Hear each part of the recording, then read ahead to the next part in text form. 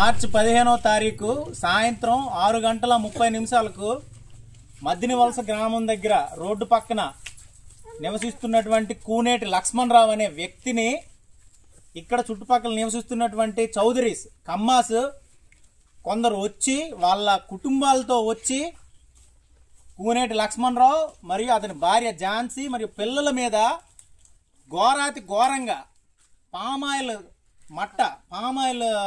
మట్టతో వచ్చి దాడి చేశారు.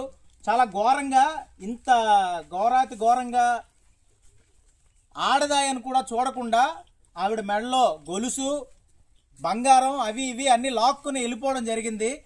ఈరోజు ఈ గిరిజన ప్రాంతంలో ఇంత 100%లో 80% మంది గిరిజనులు ఉన్నప్పటికీ కూడా వాళ్ళ మీద ఇంత ఘోరంగా, ఇంత నీచాతి నీచమైనటువంటి అఘాయిత్యాలు, ఇలాంటి దారుణాలు, గొడవలు, దాడులు జరుగుతున్నాయి.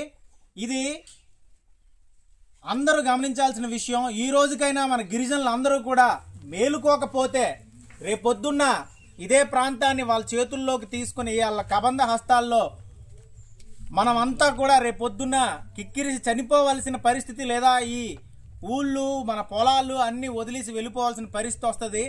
కాబట్టి ఈ విషయాన్ని మేము ఖండిస్తున్నాము. ఇలాంటి దారుణాలు కానీ, ఇలాంటి ఘోరాలు కానీ మళ్ళీ జరిగితే మేమంతా గిరిజన సంఘాల తరపున, ఏజేఏసీ తరపున పోరాడతాం. ఈ విషయాన్ని ఖచ్చితంగా వదిలే ప్రసక్తే లేదు. అట్రాసిటీ కేసు పెట్టి ఖచ్చితంగా ఈ బాధితులకి మేము న్యాయం చేసే దిశగా ముందుకెళ్తామని చెప్పి తెలియజేసుకుంటూ ఉన్నాం.